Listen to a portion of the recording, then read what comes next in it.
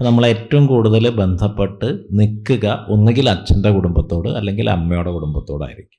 മരുമക്കത്തായവുമായിട്ട് ബന്ധപ്പെട്ട് നിൽക്കുന്നവർക്ക് അതുകൊണ്ട് മാതൃപരമ്പരയിലെ ദേവതകളും, മക്കത്തായവുമായി ബന്ധപ്പെട്ട് നിൽക്കുന്ന ആളുകൾക്ക് പിതൃപരമ്പരയിലെ ദേവതകളുമാണ് അതുകൊണ്ട് പ്രധാനമായിട്ട് പറയാം. അവിടെ പിന്നെ സംശയമൊന്നും ആ കാലത്ത് ആർക്കും ഇല്ല.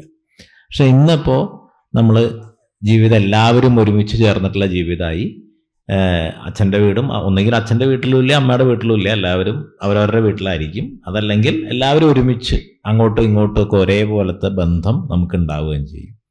അപ്പം അങ്ങനെ വരുന്ന സമയത്ത് സാമാന്യമായി പറഞ്ഞാൽ അവിടെ മാതൃപരമ്പരയിലെ കുലദേവതയും പിതൃപരമ്പരയിലെ കുലദേവതയും നമുക്ക് ഒരുപോലെ ഇന്ന് പ്രധാനമായിട്ട് വരും. ആ പ്രധാനമായിട്ട് വരുമ്പോൾ പോലും ആ വ്യക്തിക്ക് അവൻ്റെ ഉള്ളിൽ ഒരു ഉണർവുണ്ടാവും, ഇന്ന ദേവതയോട് കൂടുതൽ ബന്ധം എന്നുള്ളത്. കാരണം നമ്മുടെ ദേവതയൊക്കെ പുറത്തല്ല, പുറത്താണെന്നുള്ള തെറ്റിദ്ധാരണ കൊണ്ടാണ് നമ്മൾ വീട്ടിലെ ദേവത ഏതെങ്കിലും അമ്പലത്തിൽ കൊണ്ടുവയ്ക്കുന്നത്, അല്ലെങ്കിൽ കാവിനെ അമ്പലത്തിൽ കൊണ്ടുവയ്ക്കുന്നത്. ഇതൊക്കെ പുറത്ത് കാണുന്നതിനെ മാറ്റാൻ പറ്റുള്ളൂ, അകത്തുള്ളതിനെ മാറ്റാൻ പറ്റില്ല.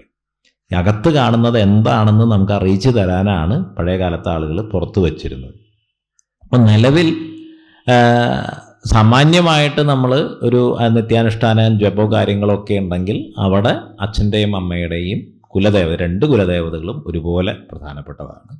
അല്ലാത്തടത്തോളം ഉള്ളിൽ നിന്ന് അവനൊരു എൻ്റെ ദേവത ഇന്നതാണ് എന്ന് പറയുന്നൊരു ആഭിമുഖ്യം ഉണ്ടാവും. ആ ആഭിമുഖ്യത്തെ പിന്തുടരുക. അവിടെ ആ കുലദേവതയ്ക്ക് ഒരു വിളക്ക് വെച്ച് നമസ്കരിച്ചുകൊണ്ട് നമ്മുടെ ഉപാസനാ ദേവത എന്താണോ ആ ദേവതയിൽ മുറുകെ പിടിച്ച് നിൽക്കുക. അതാണ് അതിൽ ഇന്നത്തെ കാലത്ത് സ്വീകരിക്കാവുന്ന ഏറ്റവും യുക്തമായിട്ടുള്ളൊരു വഴി. ചിലപ്പോൾ ദേശദേവതയാവാം, എന്താവാം, അവനവൻ്റെ ഉള്ളിൽ നിന്ന് വരുന്നൊരു തെളിച്ചം ഉണ്ടാവും. എനിക്ക് ആഭിമുഖ്യമുള്ള ദേവത അതിൽ മുറുകെ പിടിക്കുക.